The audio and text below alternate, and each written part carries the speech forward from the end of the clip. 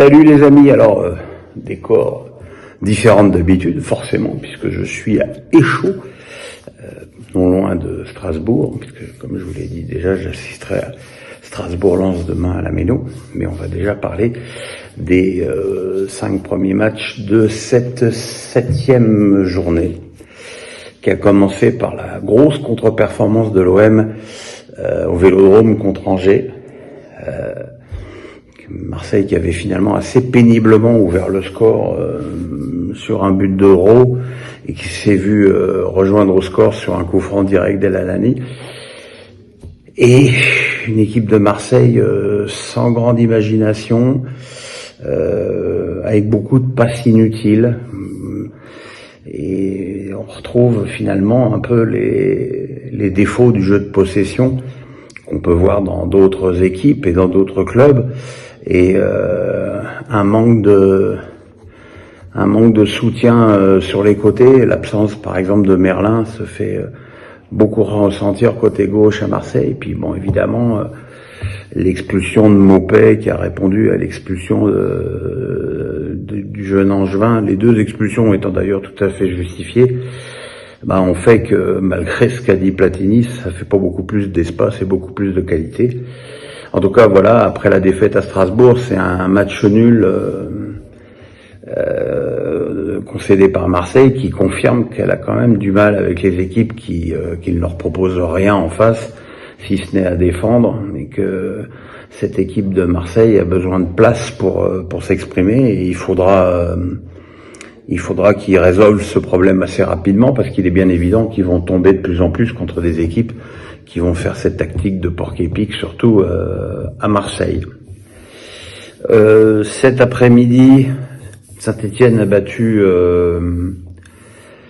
Auxerre 3-1 avec un triplé, un très joli triplé d'ailleurs de David Assuili.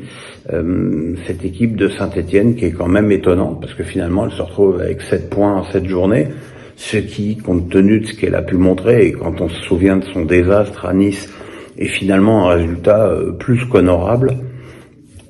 Il faut reconnaître que Auxerre n'a pas réédité sa prestation contre Brest, et c'est d'ailleurs quelque chose qui est un petit peu étonnant, c'est cette irrégularité de cette équipe bourguignonne qui parfois est capable de faire des matchs extrêmement conséquents, surtout à la Baie des Champs, mais qui a vraiment pour l'instant de très gros problèmes en déplacement. À 19h, Lille, c'était le retour des héros après la victoire contre le Real, et évidemment, compte tenu des blessés de Bruno Genesio, il n'y avait pas une rotation énorme, et visiblement Toulouse était venu pour faire un coup et profiter à la fois du retour au quotidien et peut-être d'une petite fatigue physique et psychologique des nordistes, qu'ils ont ouvert le score par Abouklal, et puis Lille a quand même eu les ressources pour remporter ce match avec un but d'Angel Gomez et un but de Bakker accordé par la VAR, très logiquement, d'un joli lob. Et voilà, Lille qui confirme que finalement sa mauvaise passe, notamment sur le plan défensif, est derrière elle, et une équipe de Toulouse qui enregistre une 3e défaite consécutive, ce qui commence à être un petit peu problématique. Et puis ce soir, on a vraiment eu un gros match entre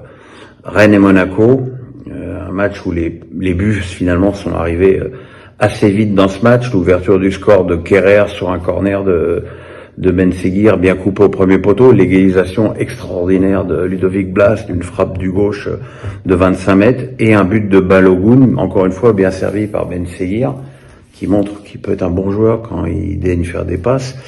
et Balogun qui a mis enfin un but comme il en marquait avec Reims, et peut-être que ce but va lancer la saison de l'Américain, à condition que sa blessure à l'épaule, qui semblait le faire beaucoup souffrir en seconde période, ne soit pas trop grave. Donc Rennes a encore perdu. Rennes se retrouve avec autant de points que Saint-Étienne, ce qui est évidemment catastrophique quand on voit l'ampleur du recrutement de Rennes. Mais ce soir, il y a il est difficile de faire des reproches aux Rennais, tant ils ont mis une pression assez extraordinaire,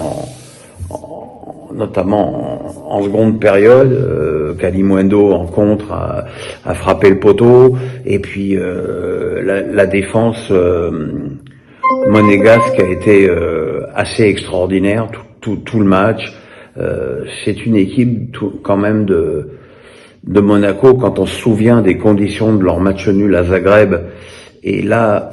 3 jours plus tard, aller rejouer encore une fois sous une pluie, alors peut-être moins violente qu'à Zagreb, mais enfin quand même une vraie pluie à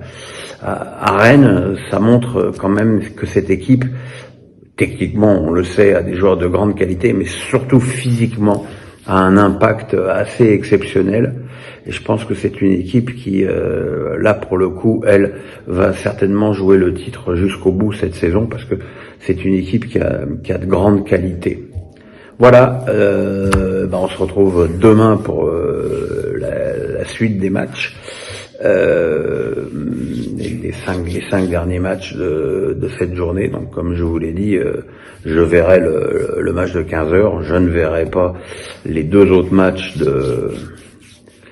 qui ont lieu pendant Strasbourg-Lens, donc je n'en parlerai pas puisque je les aurais pas vus, et évidemment le soir Nice-PSG. Voilà les amis, le pouce il est là, le pouce